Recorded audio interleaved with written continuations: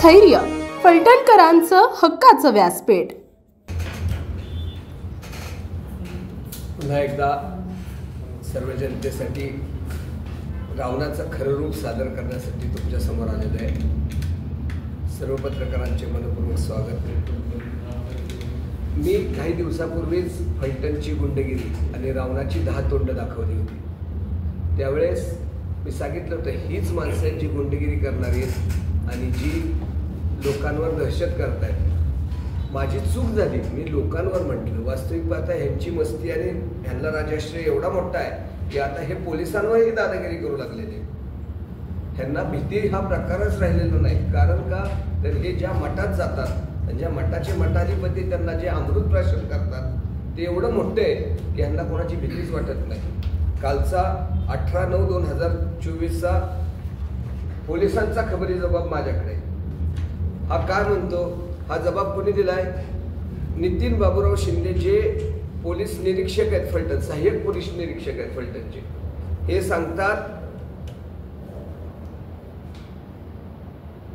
किशोर उर्फ गुड्डू धनराज पवार वय 42 राहणार फलटण कसबापेठ फलटण हे दारू पिलेल्या अवस्थेत, माफ करा मी म्हणायला नाही पाहिजे दारू पिलेल्या अवस्थेत, मठावर दिलेले अमृत प्राशन करून हे आलेले होते।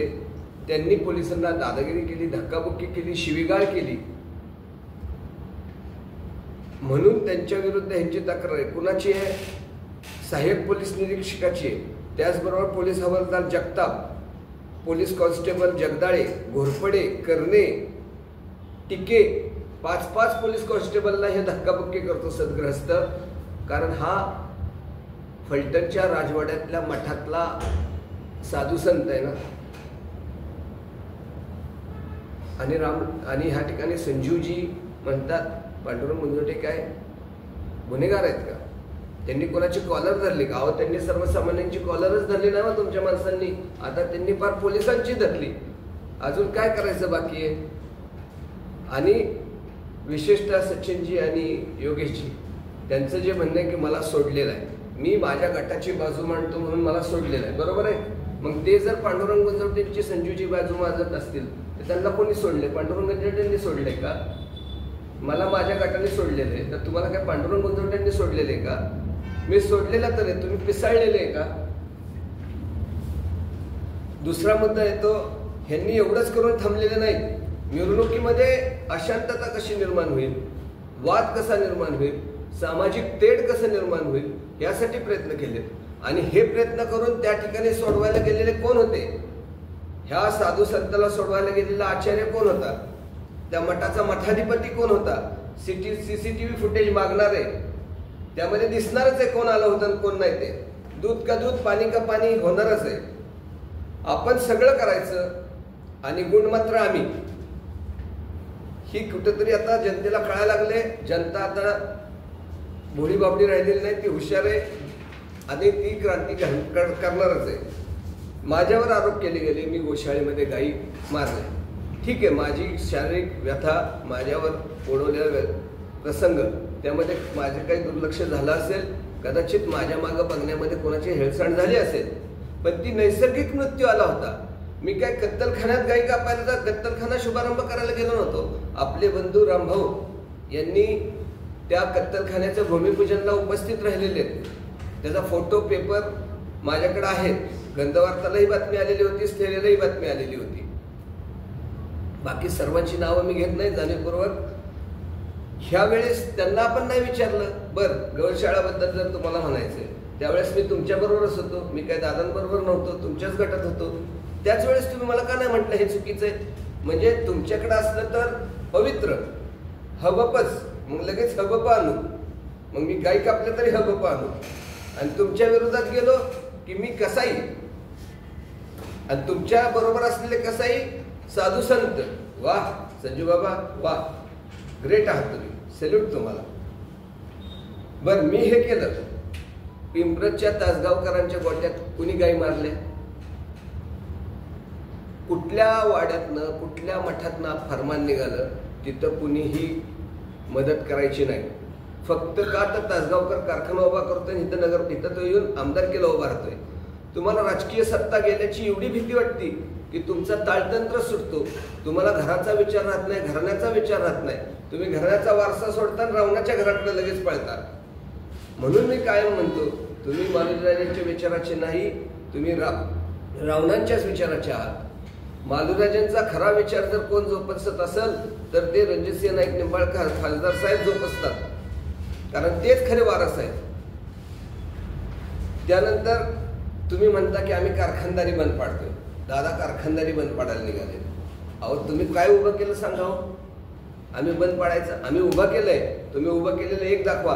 दादांनी स्वतःच्या वडिलांच्या नावाने कारखाना उभा केला. तुम्ही तुमच्या आजोबांनी उभा केलेला कारखाना तुम्ही इचलकरंजीच्या आवाड्यांच्या पायात नेऊन घातला.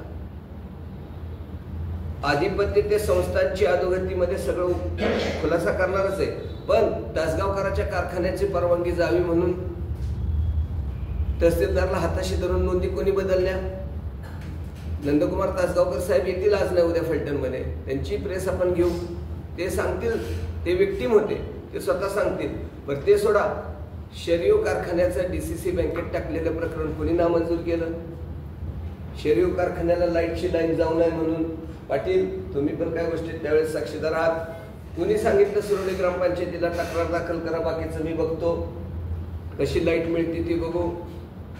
अहो ज्या गावच्या बोरीत त्याच गावच्या बावळीत. तुम्ही मोठ्या तात्यांचे नाव घेऊन काय बोलताय? तात्यांचे चिरंजीव तात्या आमच्या बरोबरच आहेत, ते सत्याबरोबर आहेत आमच्या बरोबर म्हणण्यापेक्षा. त्यानंतर विषय येतो, तुम्ही मला म्हणता मला सोडलेले, गटाने भुकायला सोडलेले. का? तर मी गटाची बाजू मांडतो. सचिनजी मी गटाची बाजू मांडतो म्हणून सोडलेला आहे ना? तर न परवानगी घेता, कमिशननी नेमणूक केली नसताना तुम्ही बाजू मांडताय कमिशनची. पांडुरंग गुंजवटेंनी तुम्हाला तुमच्या नेत्यांनी, माफ करा पांडुरंग साहेब माफ करा, तुम्हाला तुमचे नेते म्हणायचं राहून गेलं. संजू राजेंच्या नेत्यांनी आदेश दिल्यामुळं, पांडुरंग गुंजवटेंनी आदेश दिल्यामुळं संजू राजे पांडुरंग गुंजवटेंची बाजू मांडतायत. ज्याला शिक्षा लागली तो गुन्हेगार नाही म्हणतायत. मग तुम्हाला काय पांडुरंग गुंजवटेंनी सोडलंय का? हाही प्रश्न होणार आहे. तुम्ही आदरणीय लोकनेते सन्माननीय नेत्यांबद्दल बोलता की त्यांनी माझी राज्यमंत्रीपद घालवलं. अहो तुम्हाला मिळालंच त्या व्यक्तिमत्वामुळे, नाहीतर तुम्ही डेक्कनला बसून एवढंच करत होता, बाकी काहीच करत नव्हता. तुम्हाला त्या नेतृत्वाने फलटणला आणलं, सगळे विरोधक एकत्र केले, एक मोठ बांधली, स्वतःच्या राजकीय महत्वाकांक्षेचा त्याग केला आणि तुम्हाला नेतृत्व दिलं. तुम्ही काय केलं? 6 महिन्यात त्यांच्याच विरोधात कारस्थानं केली. त्याग करायला फार मोठेपण असावं लागतं, त्याला संस्कारांची जडणघडण असावी लागते, सुसंस्कृत असावं लागतं. म्हणून तुम्ही मालोजीराजांचे जन्माने वंशज आहे, विचाराने रावणाचे वंशज आहात. त्यानंतर पाणी प्रश्नावर सातत्याने तुम्ही सांगता की हे मी केलं, 33 नंबर माझ्यामुळं, 37 नंबर माझ्यामुळं, सांगोला वगैरेचं तर मीच केलं. अहो उतरवली कुठे आहे हे तरी तुम्हाला माहिती आहे का? तिथून 0.93 TMC पाणी, 0.93 TMC पाणी धोमबलकडीत घेता येऊ शकते. याविषयी एक वेळा जरी तुम्ही, आपण 25 वर्षाच्या राजकीय कारकिर्दीत एकदा बोललेलं जर दाखवला, तुम्ही सभापती होता, तुमच्या दालनात तुम्ही कुठल्याला कसं गुंतवायचं ह्यासाठी मिटिंगा घेतल्या. यासाठी एक तरी मिटिंग घ्यायची होती. नाईकबोंबाडीची आलेली MIDC बंद कशी पडेल, ती ते होणार नाही ह्यासाठी तुम्ही मिटिंग घेतल्या. मग उतरवलीसाठी मिटिंग घ्यायची होती, मग बोलायचं होतं. ते सर्वस्वी श्रेय जे आहे ते रणजितदादा नाईक निंबाळकरांचं आहे, त्यांच्या बुद्धिमत्तेचे. तुम्ही कायम म्हणता की त्यांचं शिक्षण. अहो तुमच्या शिक्षणाला काय जाळायचंय? मोठे सुशिक्षित आहात, उच्च विद्याभूषित आहात. फलटण तालुक्याला काय दिलं तुम्ही? नुसती सुंदर असून चालत नाही, नुसती गाई सुद्धा नुसती रुबाबदार असून चालत नाही, ती दूध देणारी असावी लागते. आपण निश्चित सुंदर आहात. रेडा किती सुंदर असला तरी दूध देत नाही, त्यामुळे त्या रेड्याची ती किंमत नसती. तुमच्या शिक्षणाची त्यामुळे काही किंमत नाही, ती रेड्यासारखी आहे. ह्या व्यतिरिक्त बाकी काही मला म्हणायचं नाही. काल पोलिसांना मारले, उद्या कदाचित मला मारतील, हरकत नाही. त्यांना मारायचं असेल त्यांनी सांगावं, मी दोन्ही हात पांढऱ्या कपड्याने बांधून तुमच्या बंगल्यात नाही मठात येऊन बसतो.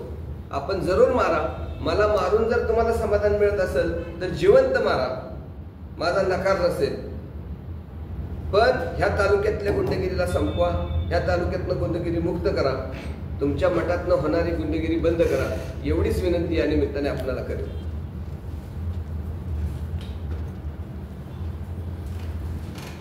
आपल्या परिसरातील ताज्या आणि महत्त्वाच्या बातम्या पाहण्यासाठी स्थैर्य न्यूज चॅनलला यूट्यूबवर सबस्क्राईब करा आणि बेल आयकॉन प्रेस करा.